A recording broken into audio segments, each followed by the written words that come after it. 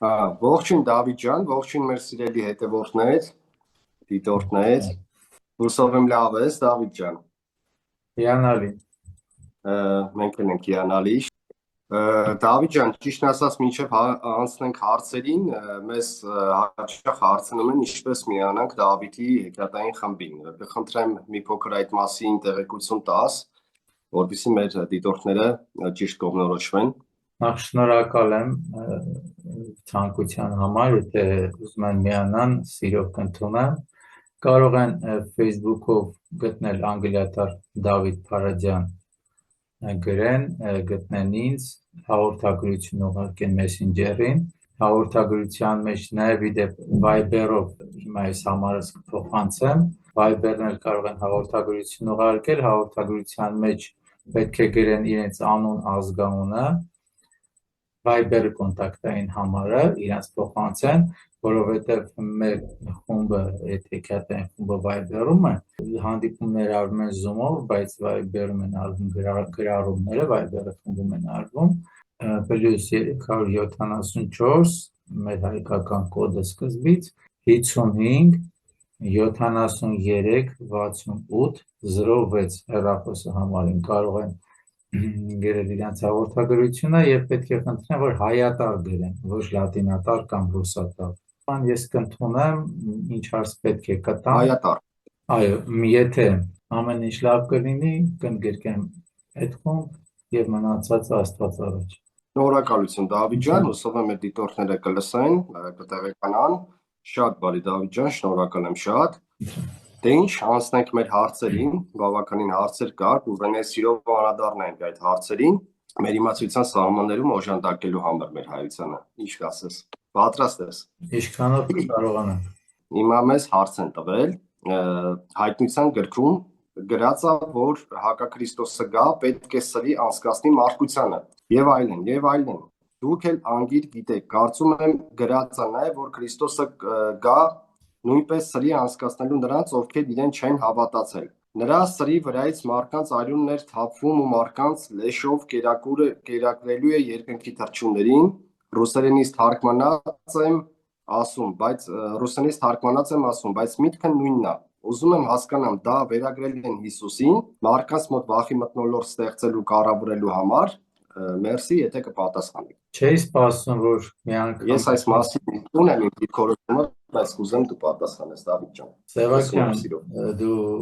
նույնիսկ սիրով կլսեմ քո դիրքորոշումը, եթե կասես,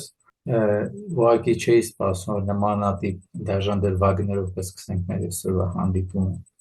Եթե դու կներկայացնես, ներկայացրու, եթե չէ, ինքս իմ տեսանկյունը կարող եմ։ Ես մի փոքր անդրադարձել եմ իմ հաղորդումներին այդ մասով, ես իրեն էլ կարծեմ այդտեղ ասել եմ, որ խոսվել այդ մասին, նո այնտեղ չափազանց շատ են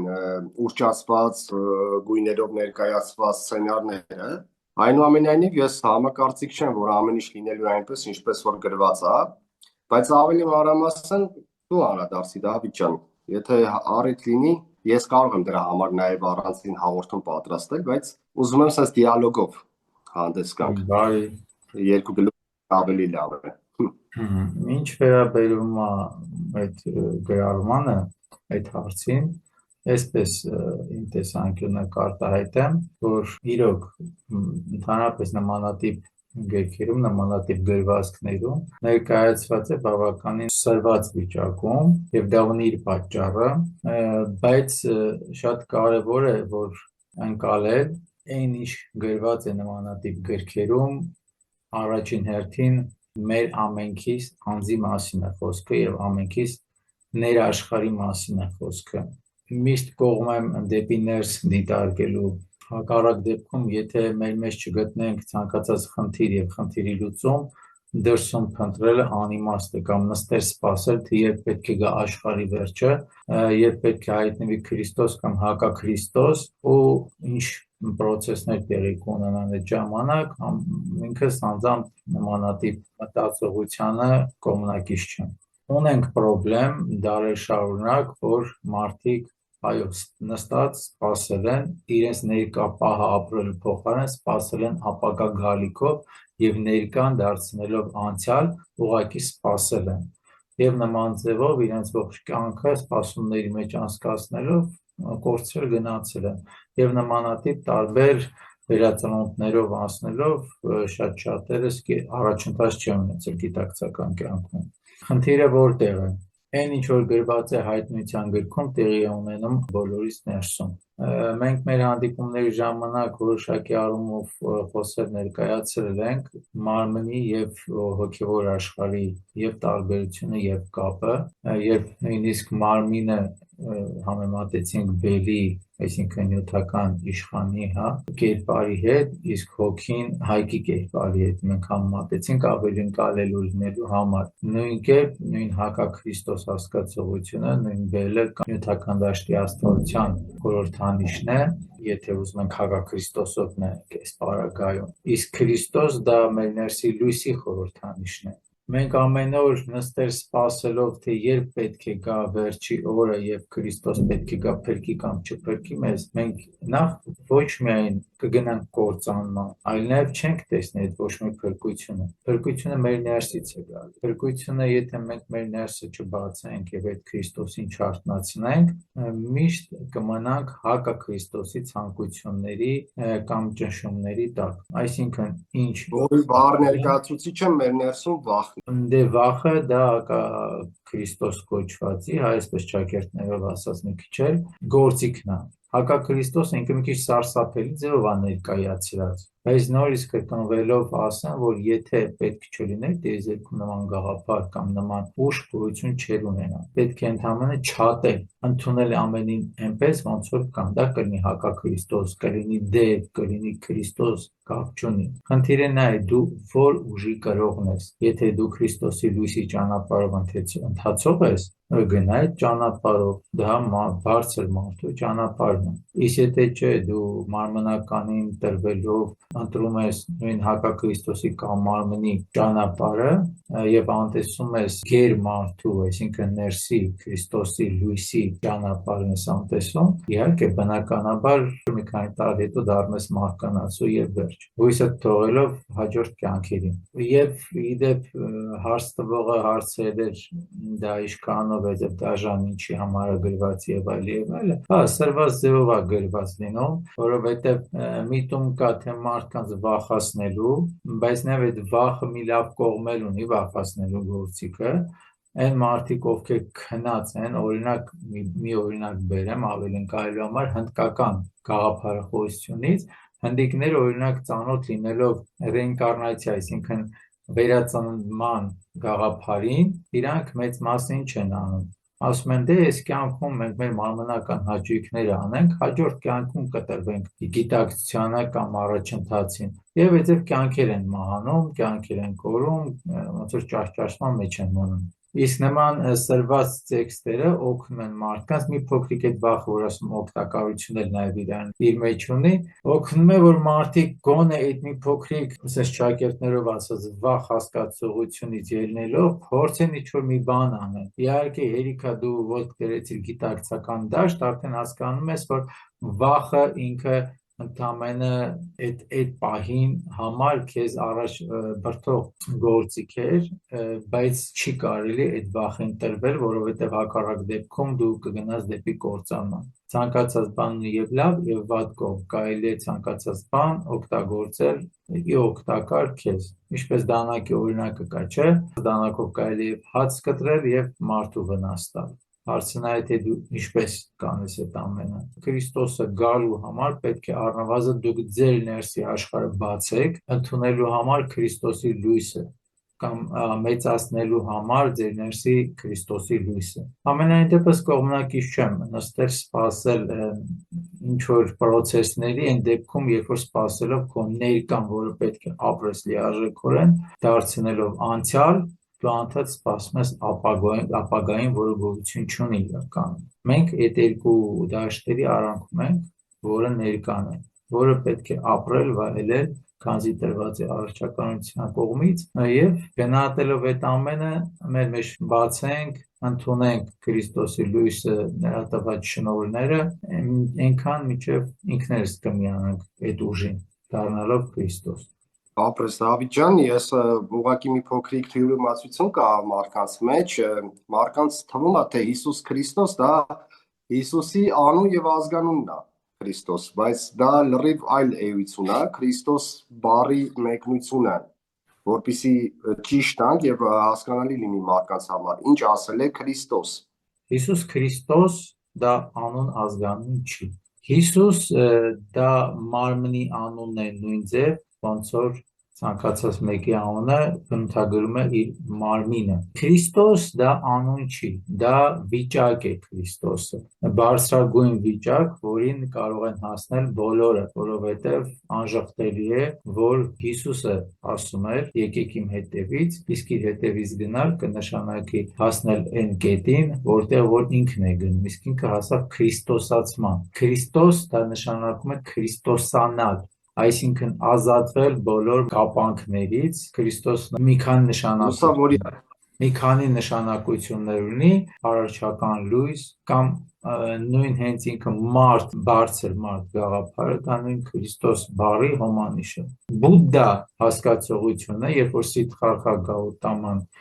վերածվեց Բուդդայի, Բուդդան էլ դա անուն չի, ոչ էլ ազգանուն, դա նույն քրիստոսացումն է նշանակում։ Այնպես որ հնդկական գաղափարախոսությունը կամ Բուդդային առանձնացնել Քրիստոսից եւ այլը, այդքան էլ առողջ չի, որովհետև բոլորը հասել են նույն բարձր գիտակցության։ Դա մեծ բարձր գիտակցություն է նշանակում Քրիստոս։ Հիմա կասեմ ավելի շատ կարևոր բան, որ ամենուր, ամեն տարի որոշակի տոներին սխալ ձևով է ասվում, հենց եկեղեցու կողմից է սխալ ասվում, ելի թող հնչի որպես անձից տեսանկյունը, որի պատճառով մարդկանց մեջ հենց այդ բույրը բռնումը կա։ Օրինակ Սուրբ Ծնունդի ժամանակ ասում է Քրիստոս ծնվավ եւ հայտնեցավ, կամ Հարության տոնի ժամանակ ասում են Քրիստոս հարյավ իմեղելոց եւ պատասխանը օրհնյալ է հարություն Քրիստոսի։ Քրիստոս դա անձ չի, դա անմահ հոգի է։ Եթե անմահ հոգի է, ինքը չի կարող ոչ ծնվել,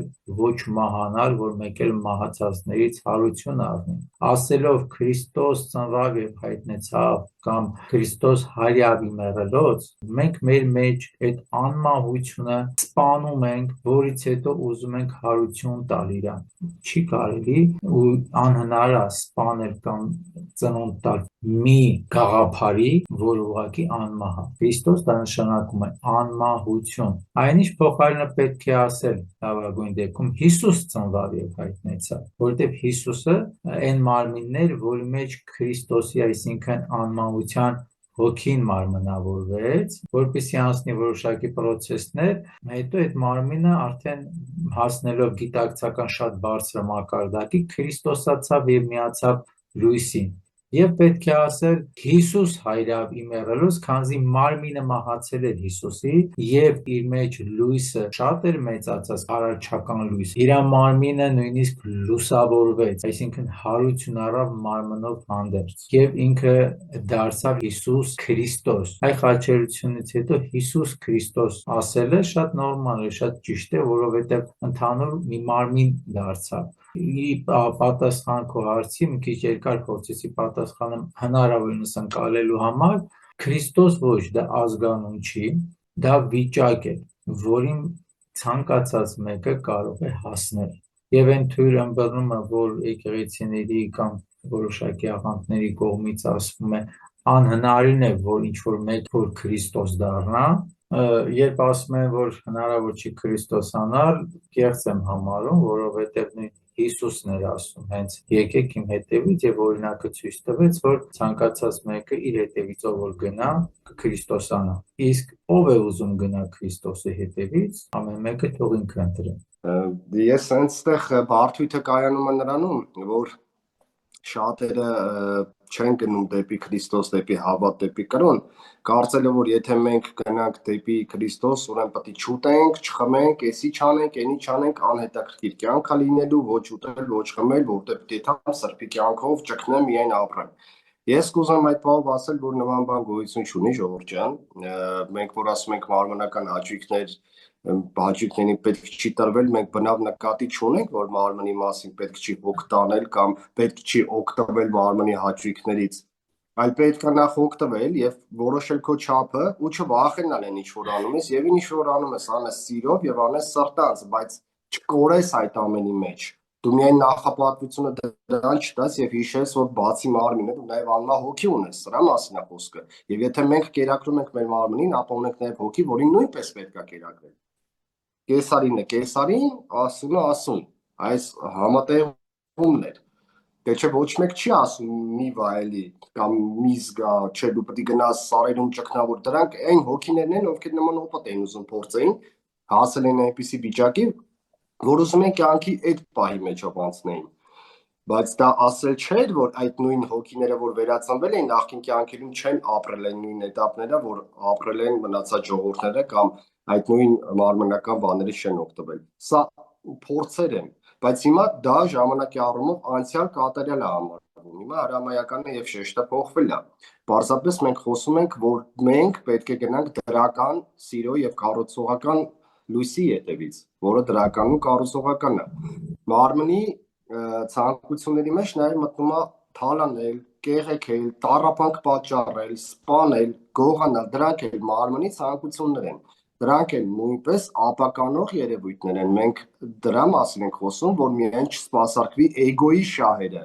Երբ որ դու միայն քո տեսանկյունից կարող ես շահել, տառապանք պատճառելով մյուսներին եւ քայլել մյուսների գլուխների վրայով։ Սրա մասին է խոսքը, Ժորժ ջան, պետք է մեկտեղել, համատեղել, պահել կշեռքը, հավասարակշռությունը։ Դերևս ես այսպես եմ հասկանում, Դավիթ ջան, կարծում եմ, երևի դու ես համակարծիք։ Սևակ ջան, իմ կարծիքը չեմ ցանկանում ասել շատ, բայց օրինակը կբերեմ Հիսուսի, որ Հիսուս ասում է Հովանես չկերավ, չխմեց եւ իրան չընդունեցին, եւ մարդու որդին եւ ուտում եւ խմում է,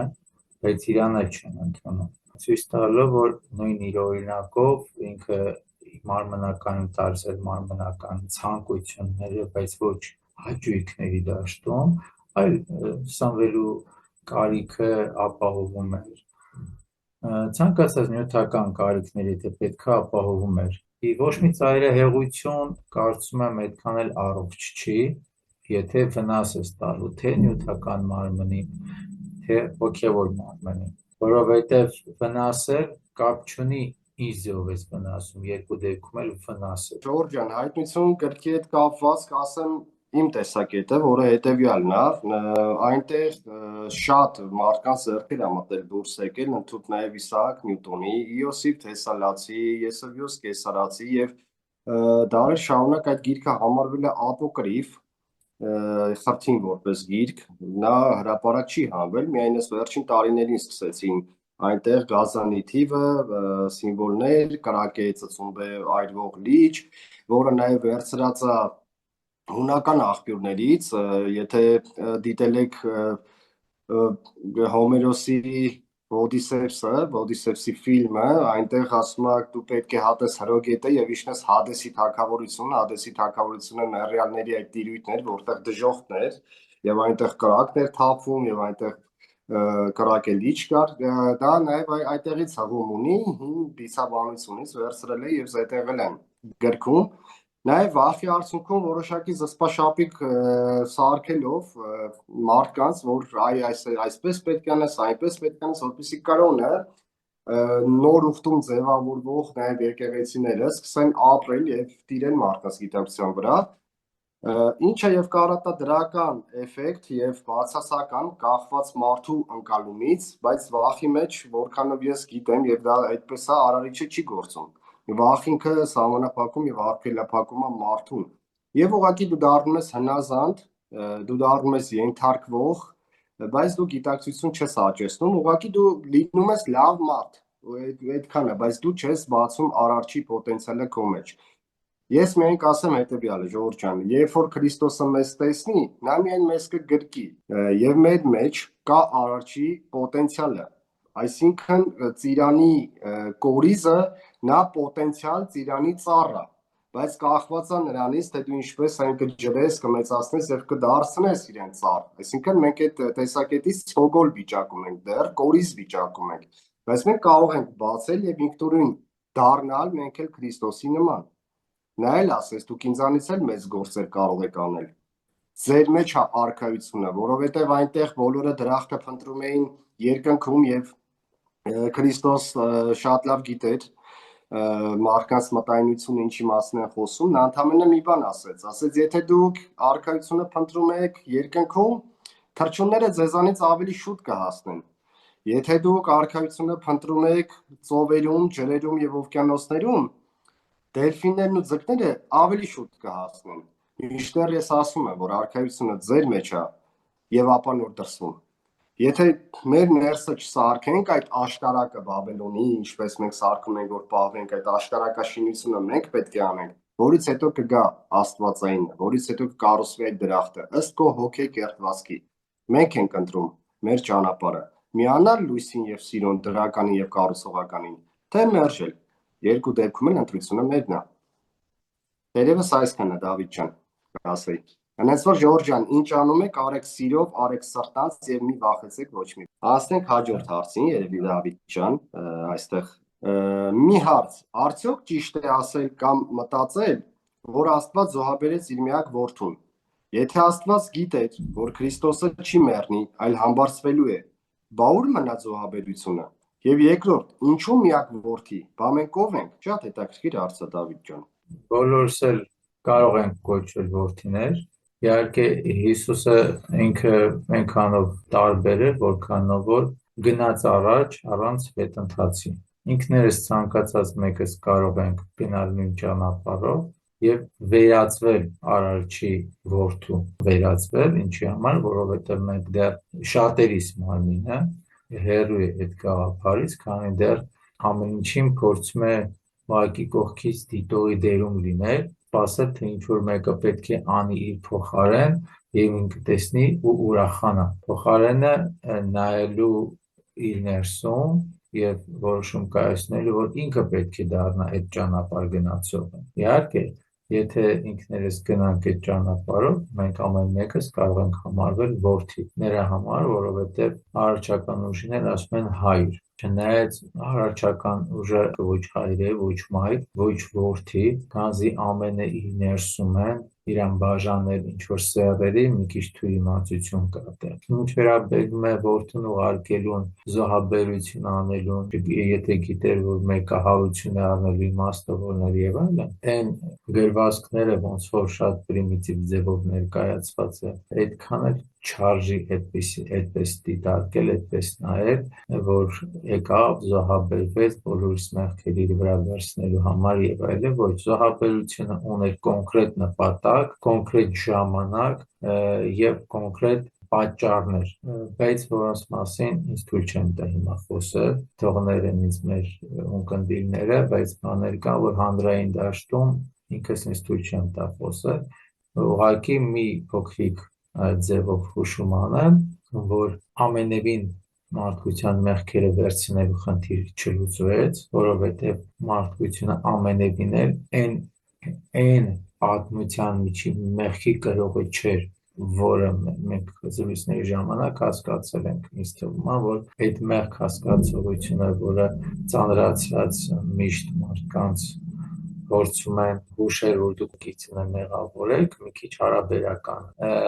պետք է հասկանալ դրանից առաջ ինչ է նշանակում մեղ, նոր որ անցալել թե ինչ է նշանակում մեղավոր լինել։ Ուղղակի նմանատիպ բաների շուրջ թվում կնդիրներ են, բայց պահանջում է շատ անհատական հարցի պատասխան, նաև որը կախված է համապատասխան հարց տվողի գիտակցական մակարդակից, ինքը ինչքանով է պատրաստ անցալելու այդ հարցի պատասխանը։ Զուտ չվնասելու համար լավ աղմով է նկատի ունեմ, չեմ ուզում այս բանը շատ ավելի մանրամասն պատասխանել։ Ինչ վերաբերում է այն հարցին, որ եթե Արարիչ գիտեր, որ իր որդին եւ այլն, այդ հարցը արդեն ցույց է տալիս, որ հարց տվողի կողմից Արարիչով ընկալվում է որպես անձնավորություն, որտեղ այն անձնավորությունը կարա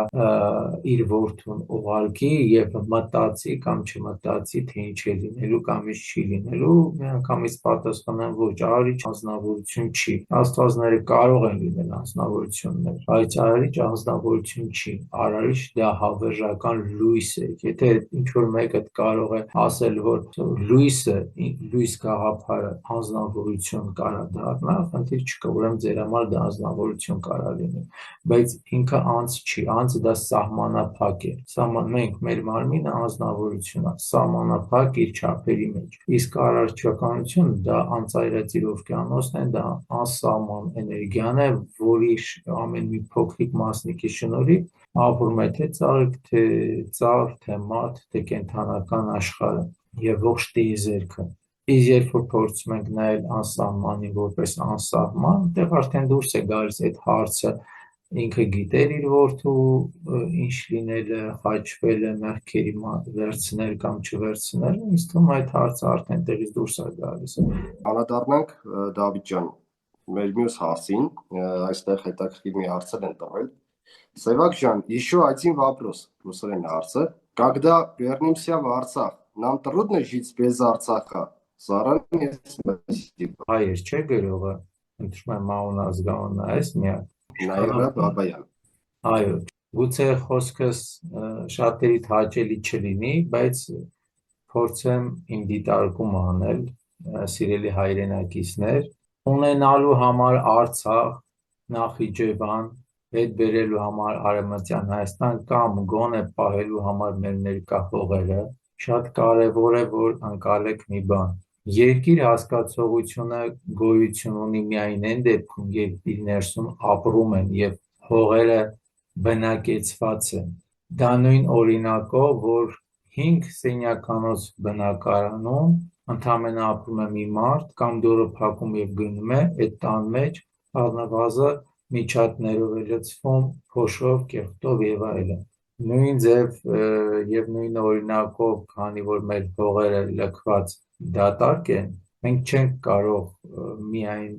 պահանջել, որ մեր հողերը մեր ձեռից չգնան, այդ չեմ ասում գնացածը հետ գա։ Փորձեք ճիշտ ընկալեք, որ Սփյուռքում գտնվող հայություն ունենք, շատ մեծ հայություն ունենք, շատ հայրենասեր, կարծես, եւ բոլորը հայրենիքը սիրում են դրսից։ Շատ եմ սիրում, շատ եմ գնահատում եւ քննադատանք չընդունեք հայրենակիցներ, բայց խնդրում եմ ընդունեք դիտարկումս մի քիչ առողջ ձևով, իսկ դիտարկումս ընդունեք այսպես. դրսում ապրող հայրենասեր հայի համար Հայաստան երկիրը դա ընդհանրապես ուխտատեղի է նույն ձև, ոնց որ Արևմտյան Հայաստանը, որ կարող եք տարին մեկ գալ ձեր սերնդին ցույց տալ, թե դուք որ թաղամասում եք ապրել, որ շենքում, մի 10 օր հանգստանալուց հետո գնալու եք նորից նույն երկիրը, որտեղ դուք ձեզ լավ եք զգում ավելի։ Կապ չունի այդ ժամանակ ինչի այդ երկրում ինչ ձևի դրոշ է ծածանվում, դա կլինի Թուրքիայի, Ադրբեջանի, Ֆրանսիայի, Պարսկաստանի, թե հայկական, որովհետև դուք ստեղ չեք ապրում, ցավոք սրտի, պետք է այս բառը օգտագործեմ, նորմալ է, դուք ձեր աշխատանքը գտել եք դրսում, ինքս ունեմ շատ ընկերներ եւ զրուցելուց շատ հայրենասիրական խոսքեր են ասում, Գարգին Նժդեն փորձում անդադ ընթերցել եւ այլը, երբ հուշում եմ, որ նույն Նժդե ընթերցելու ժամանակ պետք է ուշադիր լինել, որ նույն Նժդեի հողում ապրեց, պայքարեց հնարավորինս միջև վերջ, նույնիսկ տանջվեց, բայց այս հողում ապրելով եւ իր գաղափարները կարդալով ու այս հողից դուրս ապրելով մի քիչ դա այդքան էլ առողջ հայրենասիրություն չի, ինձ մի պատասխան են տալիս, բայց չէ որ հայ տեսակ ամբողջ աշխարհին է պետք եւ օգուտ պետք է դա ամբողջ աշխարհին, խնդիր չկա, ոնց որ դատարկ գավաթը, դատարկ բաժակը երբ որ լցված չի կամ կիսատ է լցված ջրով, մնացած դատարկ տեղը կարող է լցվել կեղտով փոշով, բայց երիք է ջուրը լիարժեք լցված լինի, ինքը կսկսի թափվել իր կողքերը, նույն օրինակով պետք է ստեղ սերունդը աճի, մեծանա եւ սահմաններից դուրս գալով նոր օգտակար լինի շրջապատին։ Եթե այդ ընկալումը չունենանք, մեր որդիներին ծառայություն կոչվածից հեռու պահելու համար գնանք այլ երկիր կամ որոշակի աշխատանքից ելնելով, չնայած դա միակ արդարացի պատճառն է, որ գործողումների միջոցով են գնում այլ երկիր, բայց սերունդը սկսել բազմացնել օտար տեղերում ու մտածել հայրենիք հասկացողության մասին, չեմ ասում կորցրածողեր հետ բերել մասին, դա արդեն առողջ չի։ Հարց տվողը գրել է ռուսերեն, որ շատ գնահատում եմ, ասում եմ, գուցե ռուսական կրթություններ, բայց սովետը վաղուց անցել ենք ինչի կրթություններ ունենանք, շատ կարևոր է գրառում անելուց գոնե հայերեն ձեր լեզվով գրառում անեք։ Ինքս չճանաչելով չեմ կարող ինչ որ կարող մարդու մտքով այդպես է անցել, բայց խնդրանք ընդունեք, որ չկորցնեք ձեր լեզուն, գոնե օտար դաշտում ձեր երեխաներին այնպես արեք, որ չմոռանան իրենց աստվածային իրոք արարչական լեզուն, չնայած միևնույն է ձեր թորները արդեն չեն խոսելու այդ լեզվով։ Եվ մի մեծ խնդրանք պետք է հղեմ հանդիսատեսին, ովքեր դրսում են ապրում կամ ունեն ազգականներ, թող փոխանցեն այդ խնդրանքը։ Խնդրանքս ինչն է, որ գոնե մի որոշում կայացրեք, որ ձեր կյանքը անցկացնելով օտարության մեջ բերվեք եւ հողարկավորվեք կամ ձեր ազգականներին հողարկավորեք հայրենիքում, որտեղ հայրենիքը դա գերեզմանատուն չի, եւ այնքան մեծացել է գերեզմանատները, ավելի շատ գերեզմանատուն կա, քան ապրող կա, սա ապրելու տեղ է, ապրելու հող է, Արցախ հետ բերելու համար, Նախիջևան ու ամեն ինչ հետ բերելու համար, ամենաառաջնային գործիքը տեղում ապրելն է, որովհետև ոչ մի գող ու ավազակ չի կարող համարձակ մտնել այն տունը, որը բնակեցված է տան անդամներով, լավագույն դեպքում կարող է սպասել այնքան, մինչև տան անդամները կամ կմահանան, Աստված հեռու պահի, կամ տունը կլքեն, նոր կմտնի այդ տունը թալանելու։ Սևակ գուցե այսօրվա ամենալավ հարցն էր սա, որովհետև առիթ տվեց այս մասին խոսելու, եւ մի խնդրանքով պետք է դիմեմ, այն գիտակցությունը, որը կա, որ դուք շատ եք օգնում հայրենիքին, թե ֆինանսապես, հիմնական ֆինանսապես, բոլորի մասին չի խոսքը, ես հիմնականի մասին եմ ասում, դուք ամեն մեկը ընտրեք, թե դուք ոնց եք օգնում, ամենայն դեպս ձեր ուղարկած օգնությունները շատ սխալ ձև է ստեղ ստանում, եթե դուք անհատին պետք է ֆինանսական օգնություն ցույց տաք, որովհետև ստեղ դժվար է ապրուստը իրա, կամ հանուն հայրենիքի ինչ-որ պետական մարմիններին ֆինանսական օգնություն ցույց տաք, հետո ասեք մեր գումարները գնացին կորան այսքան աշխատելուց հետո, սխալ է։ Ինքս լավ ձև կարող եմ առաջարկել, եթե որոշել եք չգաք վերջ-վերջո ձեր հայրենիքի հողերը լցնել։ Առաջին հերթին կայքերով հերիք է քննադատեք ձեր հայրենիքը։ Դա ամենաառաջնային, եթե դուք չեք ապրում, ինչ բան էլ կատարվում է, մի քննադատեք։ Եկեք ապրեք, որ այդ վատը չկատարվի։ Ինչ վերաբերում է ֆինանսական օգնությանը, եթե ուզում եք մեկին օգնեք, խնդիր չկա։ Հայաստանի Հանրապետությունում գնեք հողատարածք, ինչքանով որ կարողանաք, ձեր հարազատին, ում որ պետք է գումարով օգնեք, աշխատանքի տեղավորեք, թող ծառ տնկի, աճացնի, այդ այգուն տիրություն անի, այդ այգու պտուղները ցնի բիզնես, օրինակ, մարդը այդ ժամանակ ոչ թե նստած կսպասի ձեր կողմից ուղարկված գումարին եւ դրանով հանդերձ, երբ որ մի օր դուք չեք կարողանա գումարով օգնել, ինքը կդառնա գործազուրկ լիարժեք եւ աղքատության մեջ չգիտես ինչ կլինի, որովհետեւ դուք եք սովորացնում գումար ուղարկելով իրան չաշխատել, ի հակառակ այդ ամենին իրանք կդառնան եւ աշխատող եւ այդ գումարը օգտակար տեղ կօգտագործվի եւ ձեր կողմից գոնե հողատարածքներ կառնեն, որովհետեւ հիմա հենց այս պահին Հայաստանի Հանրապետությունում շատ օտարազգիներ են եկել եւ հողատարածքներ են առնում, ել չեմ ասում, որ հակառակորդ կոչված օտարազգիներ են շատ փորձում հողատարածքներ առնել, ուրիշ անունների տակ։ Մի այդպիսի մի խնդիր փորձեցի բարձրացնեմ ի պատասխան այս հարցին, որովհետև Արցախ հետ չենք բերի, եթե մենք չենք ապրում եւ չենք սիրում այս հողը, լինել ուրիշ դաշտում եւ խոսել հեռվում գտնվող մի ուխտատեղի մասին, որտեղ մի քանի հոգի են փորձում ապրել եւ պահել իրենց սերնդով այդ հողը, մի քիչ առողջ չի։ Ներողություն եմ խնդրում։ Ճիշտ է, Ուղղակի փորձում եմ առողջ դիտարկել, ազգայնական ինձ չեմ դիտարկում, ինքս ավելի կոսմոպոլիտ մարդ եմ, բայց գնահատում եմ, եթե ծնվել եմ այս հողի մեջ, այս տարածքում, ուրեմն անելիք ունեմ այս տարածքում։ Միայն այս տարածքից պետք է դուրս գա իմ անելիքը, եթե կստացվի, դուրս գա ամբողջ աշխարհում տարածվի։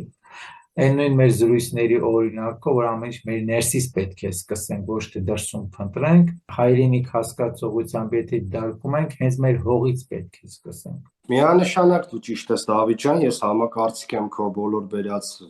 լրացումների եւ դիտարկումների հետ, որովհետեւ նախ հողը ճանաչում է իր վրա ապրողին, եւ մենք ինչ տալիս ենք, այդ եղանակով էլ մեզ է վերադարձնում։ Եթե մենք չենք գնահատում այն ինչի վրա որ ապրում ենք կամ այն ինչը որ ունենք, կգտնվի մեկը, ով գնահատում է։ Եվ կասի դու սրա արժեքը չիմացար, եթե այս աթոռը ունես ու դու վրան չես նստում, կգտնվի ուրիշ նստող, որտեղ դու քոնին տեր չկանգնեցիր։ Ուղղակի մեր հայերը ամբողջ աշխարհում մի հատ հետաքրքիր բնավորության գիծ ունեն։ Ենթադրենք, եթե Եվրոպայում նախագահը կամ վարչապետը վատնա, բոլորը հավաքվում գնում են, ըստեյից բռնում դուրս են շպրտում ու փոխում են նրան։ Իսկ մեր երկրում, եթե նախագահը եւ վարչապետը վատնա, բոլորը հավաքվում երկրից են գնում։ Ախր ինչի համար մնա ինքդ ստեղծի այնպիսի հասարակություն քո գիտակցության մակարդակով, քո ներուժով եւ քո որակով, որ այդպիսիները տեղ չունենան այդտեղ աճելու։ Դե թող այդ վատ նախագահը, որը մենք ունենք այստեղ, կարողանա գնալ դրսում լինել վատ նախագահ։ Ոչ, նրան պարզապես չի հանդուրժի հասարակությունը։ Որտեղ մենք մեզնից ենք ծնում այդպիսիներին։ Եթե բարձր է մեր գիտակցության մակարդակը, մեր մեջից մենք ասում ենք, չէ, ժողովրդի ծոցից ելած, չէ որ նա ներկայացնում է մեր հոգեկերտվածքը եւ մեր դեմքը։ Բարձր գիտակցությունից կծնվի բարձր մեկը եւ նա կներկայացնի մեր դեմքը ու մենք կունենանք այն իրականությունը, որն ուզում ենք։ Իսկ մենք ինչ ենք արել այս 30 տարիների ընթացքում, որ այլևս այդ խոսքերը չասենք։ Չբողոքենք, ասենք նա վատնա, վայ հայրենիքը կորցրեցինք, վայ սենց եղավ, ինչ ենք մենք պատրաստ անելու, որ այլևս չասենք այդ խոսքերը։ Սրա մասին է խոսքը, ես կուզեմ բոլորս մեր ներսում փնտրենք այդ հարցի պատասխանը եւ այդ հարցը ինքներս մեզ տանք։ Իսկ ինչ ենք արել մենք, որ այլևս այս խոսքերը չասենք եւ չգնանք այս երկրից։ Եվ չնեղանանք խռովկան երեխու պես, տեսնենք այստեղ մի բան լավ չի, ասենք դե թողեցին գնացին։ Ոչ, մնա եւ փոխի, ինքը փոխի, ուժն է ծնում իրավունք։ Եվ այո, հենց ինչպես որ Չարենցը ասեց, ով հայ ժողովուրդ, քո միակ փրկությունը քո միասնականության մեջ է։ Այ մինչև սա մենք չհասկանանք, մինչև այս հարցերը մենք մեզ չտանք, թե ով ենք մենք, որտեղից ենք գալիս, ուր ենք գնում, ինչ ենք ուզում, ամեն մարդ ստանում է այն, ինչին ինքը արժանի է իրեն դարձրել։ Մեր ներսից պետք է գա փրկությունը։ Սևակ ջան, ես մի քանի անգամ եթեր ենք խոսում ենք գիտակցական աճի մասին, որս ինչքանով կարող ենք ներկայացնում ենք, օրինակներ ենք բերում թե հին թե նոր կտականից Քրիստոսի խոսքից, Քրիստոսի ճանապարհից, Հիսուս Քրիստոսի։ Դա անմիջական կապ ուներ այժմյան հարցի եւ պատասխանի եւ խոսքերի հետ կապված, որտեղ նույն Հիսուս գտնվելով մի տարածքում, որտեղ իրան չէին ընդունում, ծայրահեղ ձևով չէին ընդունում, նույնիսկ իրան խաչը հանեցին, եւ ինքը դա լավ գիտե, այդ իմանալով հանդերձ ինքը մնաց եւ իր աշխատանքը կատարեց տվյալ տարածքում։ Նույնիսկ ունենք Աբգար թագավորի, մեր հայ Աբգար թագավորի նամակը,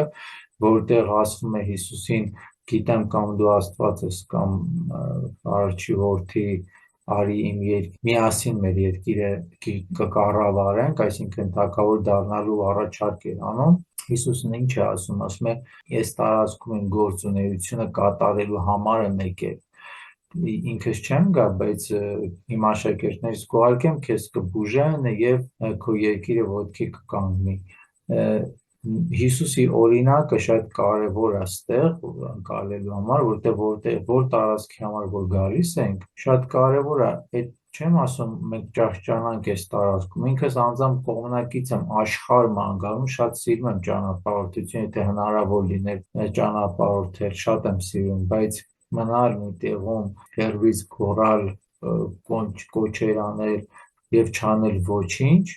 այդ չեմ ասում, որ հիմնական մարդկանց հետ խոսում ես, հայերեն բառերը մոռացած են, դրսում օտարության մեջ ապրող, հատկապես Ռուսաստանը բնակ հայերի մեծ մասին է խոսքը եւ Ամերիկա բնակ, իրենց երեխաները արդեն հայերեն չեն խոսում, կներեք, բայց իմաստավորն է այս ամեն հայրենիքը, ասում եմ, գոյություն ունի այդ գաղափարը, եթե մեջը ապրում է տվյալ հողի կրող մարդը, այլ մարդ կապրի, ուրեմն կդառնա դա իր հայրենիքը։ Հիմա ինչքան էլ Վանը, Սասունը, Մուշը, Ղարսը ուզենանք հետ բերենք, մեկը հիմա դժվար կլինի, բացի դա այդ տարածքը համարվում են Թուրքիա, ինչքան էլ գնանք որպես մեր պապական երկիր, ասենք մեր պապական երկիրն է, ով Այդքան Շնորհակալ եմ Դավիթ ջան, այո, գերեզմանի պաշտոն տառը եւ դրա համար էլ մտքով հենց ցկում բերում ենք նմանատիպ իրավիճակներ։ Մինչև մենք չհասկանանք, որ շատ բաներ մեր ձեռքում է եւ մենք կարող ենք փոխել, այսպես միշտ էլ ինքնահոսի կմնա եւ կյանքը կորոշի քո տեղը եւ ոչ թե դու կորոշես։ Եթե ուզում ենք գնալ իրոք Քրիստոսի ճանապարհով, այսինքն մեր ներսը աճացնենք, ուրեմն պետք է վերցնել օրինակը Քրիստոսի արած օրինակները, ցույց տված օրինակները Հիսուս Քրիստոսի։ Իսկ եթե դա միայն պետք է խոսելու մակարդակով լինի, թե այս մեր հաղորդումը, թե ամբողջ աշխարհի այդ բոլոր գիտելիքները դառնում են անիմաստ, ուղղակի անիմաստ։ Կլինի խոսք, բայց ոչ գործ։ Ճիշտ ես։ Եվ եզրափակենք երևի վերջին այս հարցով, երևի սա էլ է կարևոր, կարծում եմ շատերին կհետաքրքրի։ Հարցրել են կամ մենք ինչով ենք համոզված, որ գրքում գրված Հիսուսի խոսքերը իրոք ասվել է նրա կողմից, չէ որ իր հետ քայլողներից ոչ մեկ թուղթ ու թանակ առած գրի չէր առնում նրա ասածները, որ մի քանի 100 տարի հետո գիր գրեն, սրա մասին ինչ կասեք։ Եվ նաև այնտեղ, որ Հիսուսն ասում է, ես Իսրայելի տան կորած ոչխարների համար եմ եկել, այսինքն նա մեր հետ կապ չուներ, նա Իսրայելի Աստված էին իրան համարում, նա Իսրայելի թագավոր էր համարվում, ինչու եք դուք բերել ջհուդին կապել նորից մեր հետ, այսինքն Հիսուսը նորից ստանում է ջհուդի կեցվածքը եւ նորից Եհովայի հետ են կապում, ամեն ինչը ատելությունը այնքան է հասել, որ եթե մենք հավատում ենք կոպիտ ասած ջհուդին, ուրեմն Քրիստոսն էլ եթե այնտեղ է ոտք դրել, ուրեմն նրան շահեն է սպասարկում։ Դավիթ ջան, ուզում այս մասին էլ խոսենք ամփոփ, կրճատ եւ ավարտենք։ Սևակ ջան, ինչ վերաբերում է քո դիտարկման, ուղղակի մի փոքրիկ բան հավելում կամ տեղացում։ Հիսուս դրա պատասխանը տվեց, ասեց, ես չեմ եկել առողջների, այլ հիվանդների համար։ Դա այդ մի փոքրիկ լրացում կամ պատասխան քո դիտարկման, ինչ վերաբերում է նրան, արդյոք մենք ինչքան ենք ըստ այդ գրվածքներին, կարելի է մի փոքրիկ այսպես դիտարկել հարց տվողի ասացին, որտեղ հարց տվողը ասում է, չէ, որ ոչ մեկ չի վերցրել գրիչը, գրել եւ այլն, այս նույն քանակով ոչ մեկ չի տեսել իրոք ինչ որ մեկը գրի առել է, թե գրի չի առել։ Ընտրեմ, եթե չենք ուզում ընդունենք ճիշտ է ասված կամ ճիշտ չի ասված, կարող ենք չընդունել։ Եվ շատ կարևոր է այստեղ մի բան։ Մենք հիմնականում գերադասում ենք մեր համար ճշտել պատմությունը, կենսագրությունը, ինչպես կամ ինչ ձևով է եղել այդ ամենը։ Խաչվել է Հիսուս, գոյություն ունեցել, գոյություն չի ունեցել, արդյոք ինքը Սուրբ Հոգու ծնունդ էր, թե մարդեղեն, մարմնական ծնունդ եւ նմանատիպ կենսագրությունների հետևից ենք ընկնում։ Հարց է, դա մեզ այդքան գուցե պետք է իմանալ, դեմ չեմ, շատ կարևոր է իմանալ, բայց եթե դա իմանալը չի օգնելու ձեզ այն հարցում, որ դուք գնաք այն գաղափարների հետևից եւ անել եք այն գաղափարները, որ հենց ցույց է տալիս Հիսուս, անիմաստ է դառնում այդ ամենի իմացությունը։ Այստեղ ավելի առաջնային նա է, թե Հիսուս ինչ ճանապարհ էր ցույց տալիս, թե առակներով, թե իր խոսքերով, թե իր քայլերով, եւ ամեն մեկս ամեն օր, ամեն վայրկյան, ամեն պահ ինչքանով ենք մոտ կամ ինչքանով ենք փորձում օրինակողը լինենք այդ քայլերի կամ առակների խորհրդով ինչքանով են գնում, ոնց է եղել առաջնային հարցը դա չի, թե չէ դա էլ տեղ ունի կարևորություն։ Բայց մենք ունենք այն ինչ ունենք, շատ կարևոր է մենք ինչ օրինակ ենք վերցնում այդ ամենից մեր կյանքի ընթացքում առաջ գնալու համար։ Հա, հարց տվողին ուղղակի ասեմ, որ կարող եք ամեն ինչի վրա էլ կասկածել, խնդիր չկա, բայց հարցը դες ինչ է պետք։ Կարող եք կասկածել եւ օրինակ չգնալ գաղափարների հետևից, որը որ գուցեև Հիսուսի ասածով է գրված, այսպես ասեմ, ամենայն դեպս իր մեջ վատ չի պարունակում, այլ թռիչքի ձևեր է տարբեր ցույց տալիս, եթե ցանկություն ունեք թռնել, ուրեմն թռեք, այլ երբ որ թռիչքի գաղտնիքները կիմանաք եւ իրոք կտիրեք երկնքին, այդ ժամանակ արդեն ինքներդ վերևից կարող եք ասել կամ այլ բարձունքից ասել, թե ով էր ասել այդ խոսքերը կամ ով էր գրի առել։ Մենք էլ սիրով կսովորենք այդ ամենից։ խնդիր չկա, բայց կարևորը փորձեք այդ թռիչքը, մի վախեցեք ընկնելուց, ինքս այդ կասեմ։ Ապրես Դավիթ ջան, ես մենակ կասեմ հետեւյալը, այո, այնտեղ չափազանց աղավաղումներ, կեղծիքներ եղել են գրքում, բայց գիրքը ինքը իրանով շատ ավելի ճիշտ է, քան քարոզչությունը գրքի։ Շատ հաճախ այդ ճշմարտությանը տրվեց սխալ մեկնություններ եւ սխալ քարոզչության զոհ դարձավ շատ բաներ այնտեղ տեղ գտած։ Եղել են աղավաղումներ եւ շատ հաճախ ինֆորմացիան բերանից ականջ է փոխանցվել, որից հետո նոր գրի է առնվել տարբեր մասնագետների կողմից։ Բայց երբ որ ես ասում եմ կասկածել, բայց ստուգել, ոչ թե պետքա սահմանափակվել, որ կասկածեցի չես ասուտա, նախ դու այդ ինքդ ես զգում, նա կարար նման բան իր էթիկան ու բարոյականությունը թույլ կտար, այս դրվագը ասեր կամ չասեր կամ սա ավելացված էր կամ թեկուզ առաքյալի խոսքը չկապել Քրիստոսի խոսքի հետ, որտեղ այնտեղ կեղծողներ եղել են եւ մեջով է անցկացնելով զգաս ինչի հետ գործ ունես առհասարակ ես այս եղանակով եմ ասում որ կասկածիր գնա ստուգիր համոզվիր ստուգիր որովհետեւ ի վերջո ուսմունքն ու կրոնը տարբեր բաներ են կրոնը ծածկում է ուսմունքը կրոնը տալիս է թեորիան կրոնը չի սովորացնում պրակտիկա Իսկ Քրիստոսը շատ պրակտիկաներ է տվել, շատ բանալիներ է տվել, որը մեզ չի հասել, բայց հասել է խոսքի մակարդակը, առաքինների տեսքով, բայց դա գիտակցության մեջ ինչ-որ փոփոխություն, անձամբ ինչ-որ ինքնաճանաչման տանող ճանապարհ չկա, այնուամենայնիվ փնտրողը կգտնի։ Ես այսքան եմ ասում, ու դեք։ Մի փոքրիկ վերացումով իրոք ավարտենք, ուղղակի կցանկանայի ասել, որ առհասարակ ցանկացած գիրք լիարժեք գիտելիքի պարունակող չի, այլ գիրքը ինքը ընդհանրապես հուշումներ է իր մեջ պարունակում, քանզի դրանք կենդանի խոսքը սահմանափակված է որոշակի գրային եւ էջային, դաշտի մեջ, իսկ կենդանի խոսքը ինքը կարող հավերժ լինի, իսկ գիրքը ընդհանրապես բաղկացած է մի քանի էջերից եւ գիրքը վերցնել դարձնել վերջնական գիտելիքի աղբյուր մի քիչ դա հարաբերական է դրա համար ցանկացած գրքի մեջ եւ կարելի է ավելացումներ անել եւ պակասացնել բայց ուղղակի հուշում անա որ գոյություն տիեզերական օրենք ամենայն դեպս նմանատիպ գրվածքների հետ կապված որ ինչքան էլ փոփոխություն արվի լիարժեքորեն չի կարելի ուղղակի անհնարավերացնելը այն հիմքը գաղափարային կամ լիարժեքորեն կեղծիք գրել, որովհետև դա ոնց որ ասած տիեզերքից հարված կստանա տվյալ անողը,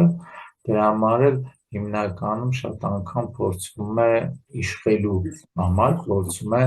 որոշակի թույլ փոփոխություններ անել կամ ավելին ասեմ, շատ պարզ մակերեսային ձևով ներկայացնել այն ինչ որ եղել է եւ ինքներս շատ պարզ ձևով ընթերցելով մտածում ենք որ չէ պետք է ավելի խորքային լիներ այս ամենը եւ չենք ընկալում այնտեղ ինչ էր գրված բայց ամենայն լավ հարստությունը դրված է ամենապարզ տեղում շատ անգամ ընդհանրապես նկատել աշկ ունենալը պետք որ տեսնել կարողանանք այդքան բան Դավիթ ջան շնորհակալ եմ այսօրվա մեր հետաքրքիր գեղեցիկ բովանդակալից զրույցի համար հուսով եմ մեր հետևորդներին դիտողներին նույնպես օգտակար կլինի հաճելի կլինի շնորհակալ եմ որ հնարավորություն ընձեռնեցիր քո ժամանակից տրամադրեցիր Դավիթ ջան եւ քննարկեցինք զանազան հարցեր եւ պատասխանեցինք մեր հետևորդների կողմից մեզ տված հարցերին շնորհակալ եմ ինքս մաղթ ընձեռնվելու համար հնարք բարով թող արագ լինեն ամեն ինչ լինում է ապրես Դավիթ ջան բոլորին լավն ու բարին ամեն աշխարհին թող լինի սեր ու լույս եւ բարձր գիտակցություն թող լինի Շնորհակալ եմ, ստեսուն Դավիթ ջան